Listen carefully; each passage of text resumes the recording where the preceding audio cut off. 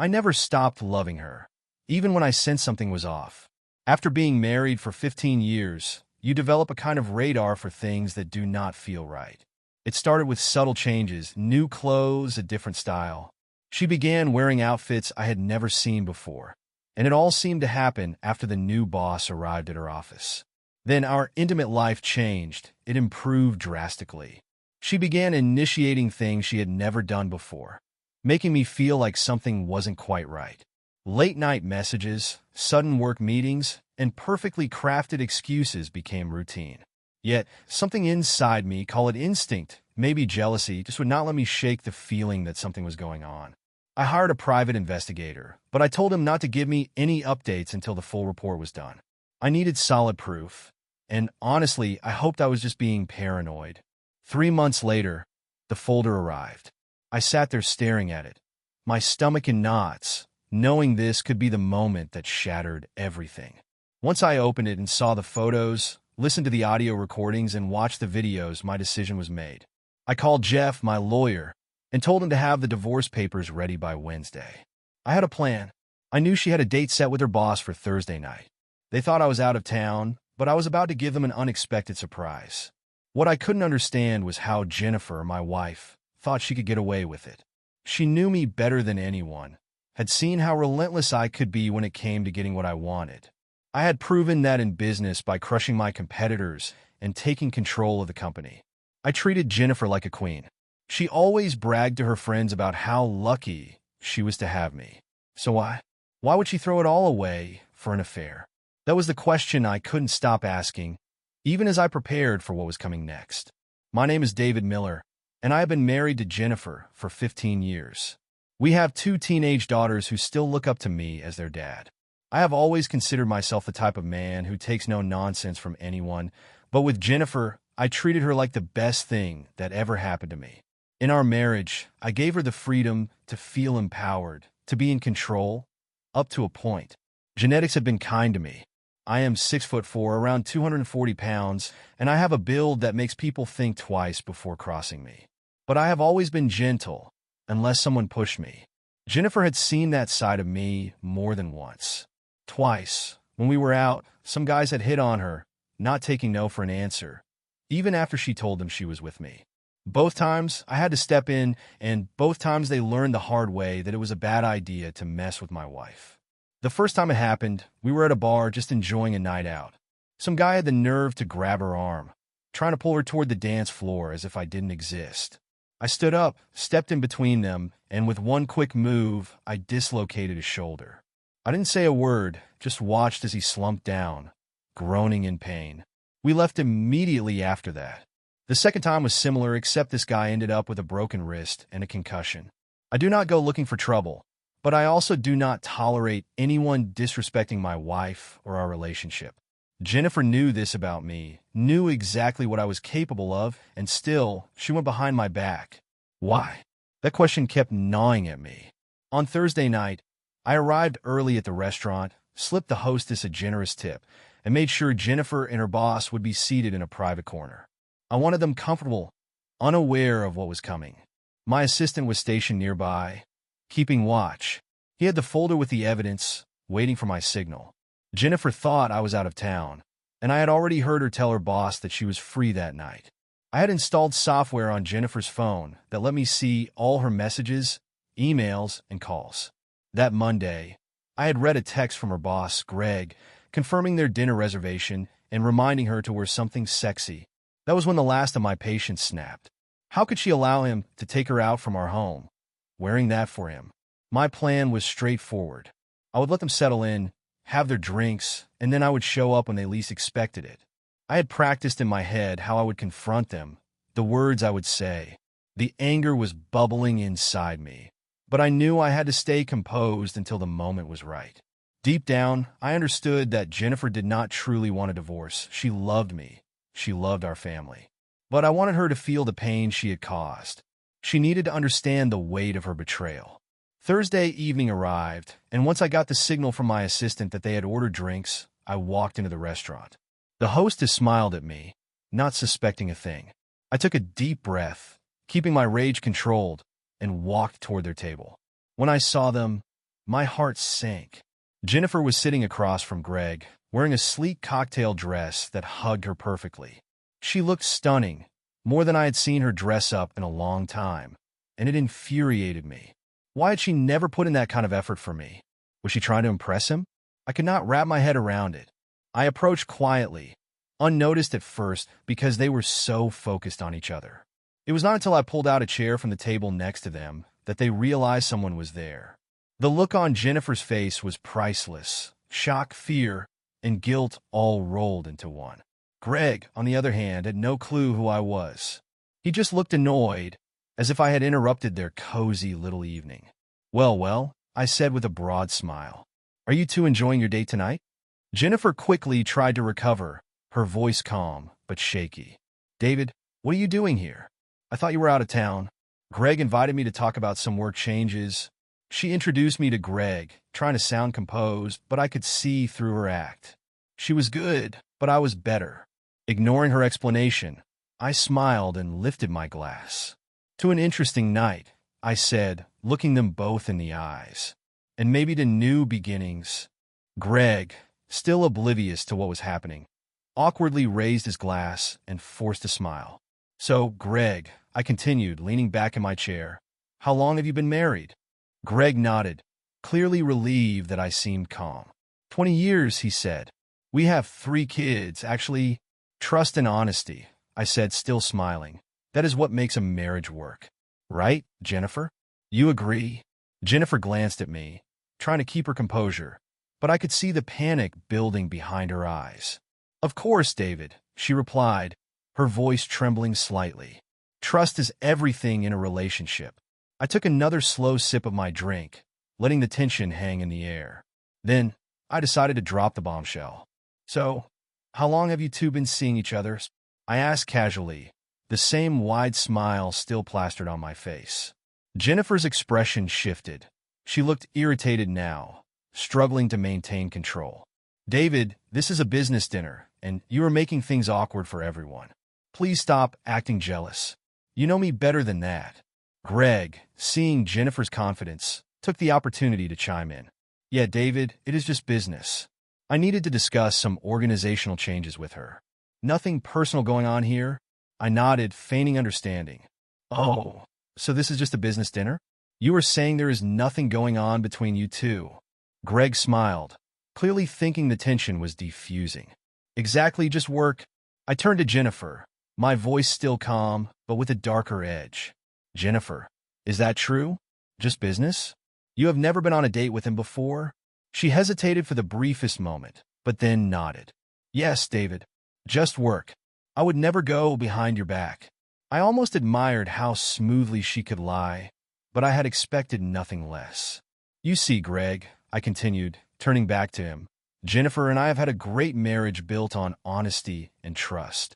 She knows how much I love her and how I would do anything for her, as long as she is faithful.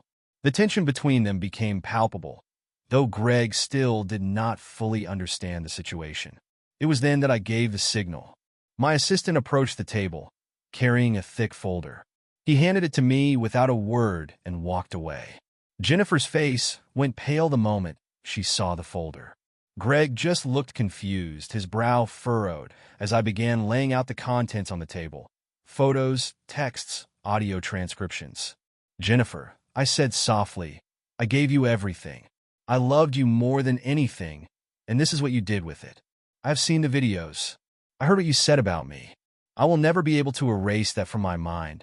Jennifer gasped, her hands flying to her mouth as she stared at the evidence. Greg's face turned pale as realization dawned. He started to speak, but I cut him off. Shut up, Greg. You do not get to say anything right now. Jennifer broke down, her body shaking as the sobs came, but I felt nothing, only a cold, calm satisfaction. I watched Jennifer crumble, tears running down her face as she begged me to stop. David, please, she whispered through her sobs. This is not what it looks like. Let me explain. Can we just leave and talk? Please, I can fix this. I stared at her, letting her words linger in the air for a moment before I spoke, my voice steady and cold. Isn't this exactly what it looks like, Jennifer? Are you seriously going to keep lying? Even now, Greg sat frozen, still not fully comprehending the storm he had walked into. I turned my attention to him, disgust evident in my eyes. You know, Greg, I have hours of footage, texts, emails. I know every detail of what you two have been doing. So, go ahead, tell me again that this is just a business dinner. Greg's face drained of color, and he glanced nervously between Jennifer and me.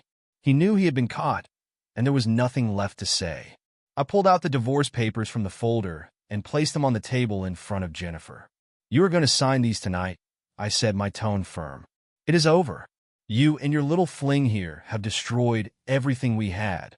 Jennifer looked at the papers, her face crumbling even more as the reality set in. David, please, she whispered, barely able to speak through her tears. Do not do this.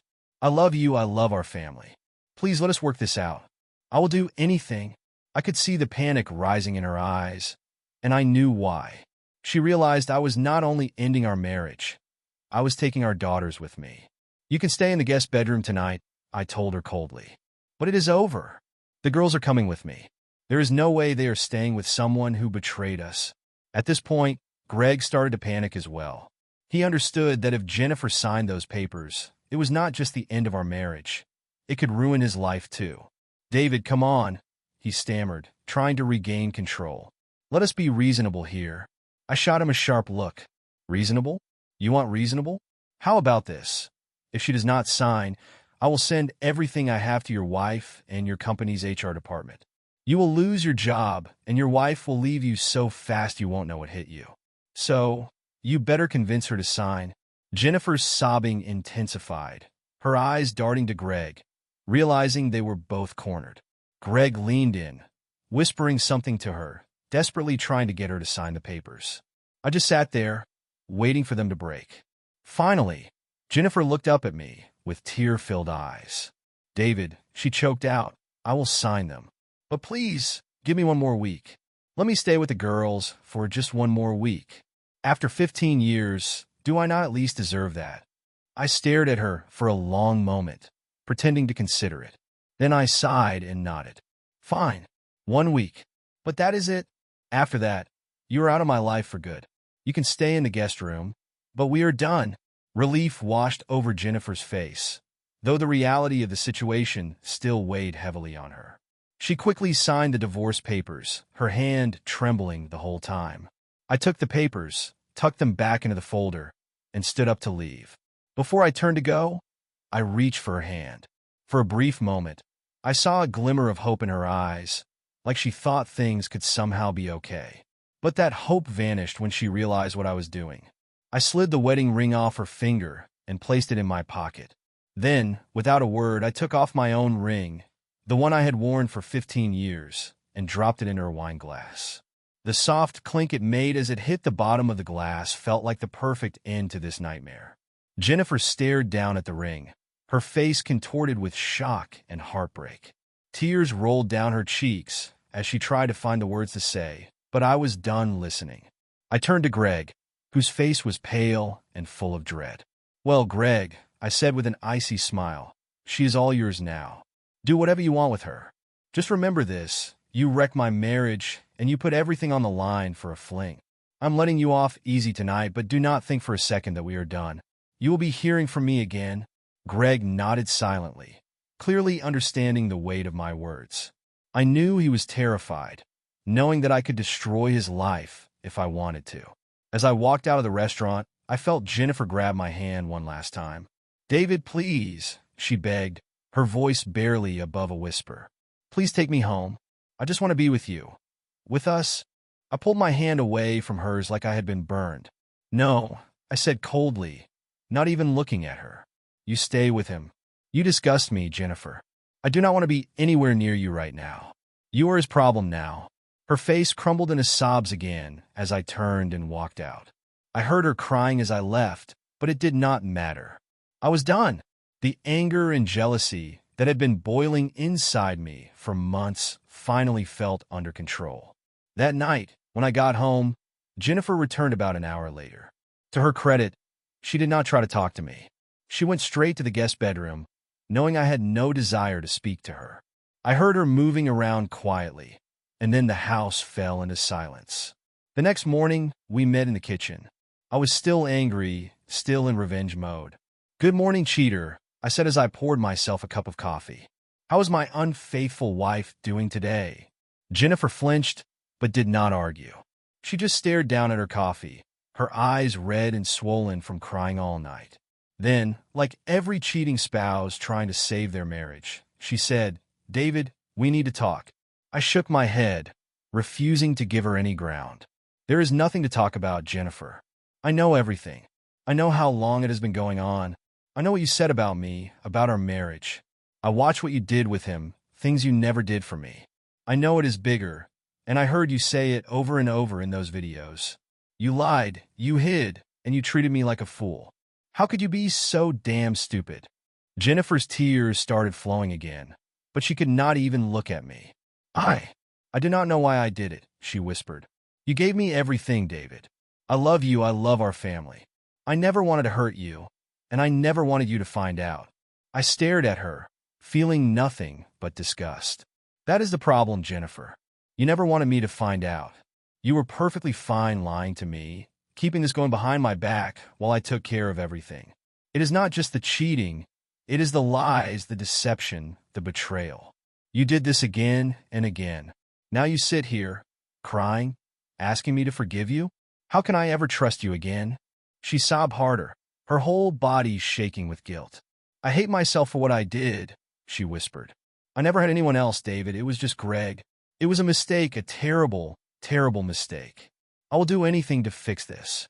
Please, do not leave me. I will go to therapy. I will change. Please do not take the girls away from me." I sat there for a moment, letting her words hang in the air. A part of me wanted to believe her, to find some way to save our family. But another part of me, the part that had seen all the evidence, knew it was too late. Too much damage had been done. "Jennifer," I said after a long pause, my voice cold and controlled, "you can go to therapy, you can figure out whatever you need to about yourself. But I cannot stay married to someone who could lie to me so easily. You treated me like I meant nothing. Our marriage meant nothing to you. I cannot come back from that." She broke down completely, crying so hard that her words were barely coherent. "Please, David," she sobbed. "I do not want a divorce. I love you. I love the girls. I will do whatever it takes. Please give me one more chance." I sighed, shaking my head. "You can stay here for the week. Spend time with the girls. Explain to them why you are leaving. But the divorce is happening, Jennifer. You and Greg destroyed everything, and there is no going back." Her head hung low, and the sobbing did not stop. She looked like someone who had lost everything. And in that moment, I knew she had. As I stood up to leave the room, I stopped and turned back to her. "I have 2 questions for you, Jennifer, and I want you to be honest with me." She looked up at me, her tear-streaked face filled with dread. "First," I said, why? Why did you risk everything we had for this? And second, was it worth it?" Jennifer stared at me, completely overwhelmed by the weight of the questions. She opened her mouth to speak, but for a long moment, no words came out. I could see her struggling, trying to find a reason, some sort of explanation. Finally, she whispered, "I do not know why. It just happened. It had nothing to do with you or our marriage. I love you, David. I was happy with us, but it was something new, something exciting, and I made the biggest mistake of my life." Her words hit me like a wave of cold disgust. "New and exciting?" I repeated, shaking my head. "Jennifer, if you were so happy, why did you dress up for him? Why did you go out of your way to look good for him, to do things with him that you never did for me? Maybe if you had put half of that effort into our marriage, we wouldn't be standing here right now." She looked down at the floor, her shame clear. "It was never about you," she whispered. "It just happened." "That is not an answer," I snapped, my patience running thin. "This wasn't a one-time thing, Jennifer. You made this choice. Over and over. Every time you lied to me, every time you met up with him. You chose him, and now you have to live with the consequences." Tears streamed down her face again, but I had nothing left to give. I turned and walked away, leaving her with her regret and guilt. The following Monday, I arranged a meeting with Greg. He was hesitant at first, but I convinced him that it would be in his best interest to sit down with me. We met in a quiet cafe, far away from his workplace, and I laid everything out for him. "You ruined my marriage, Greg," I said, staring him down. "You put your job, your family, and my family at risk for an affair with my wife. Now, you're going to pay for that." Greg looked terrified, and he had every reason to be. He knew that I held all the cards. If I wanted to, I could destroy his life completely, his job, his marriage, his reputation. But I had another plan. "You are going to cover Jennifer's rent and car payments for the next 3 years," I told him coldly. "That is your punishment. It is the least you can do after what you have done." Greg's face paled even more, but he nodded. He knew he had no choice. "I will send you the payment details," I said. "You will set up automatic payments. If you miss one, I will make sure your wife and your company know everything." Greg was shaking by the end of the conversation, but he agreed to my terms. I walked away, satisfied that Jennifer would have something to support her after I kicked her out. Even after everything, I still cared enough about Jennifer to make sure she had a roof over her head. I allowed her to visit the girls and kept their relationship strong. But the respect and trust one once had for her were gone forever. Greg made his payments every month, terrified of what would happen if he did not.